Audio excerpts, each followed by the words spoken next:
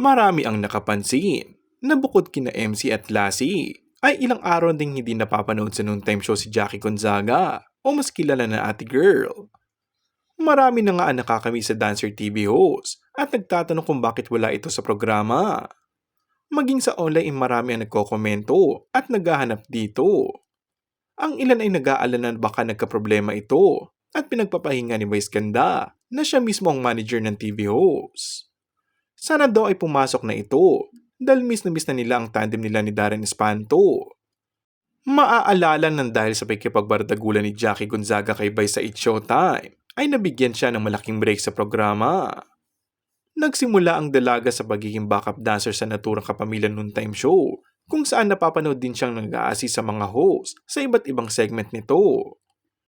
Kasunod nga nito ay nabigyan na ng maraming exposure si Jackie sa show dahil nga pak na pak sa madlang people ang batuan nila ng hugot lines hanggang sa pumatok na ang kanilang tandem na vice job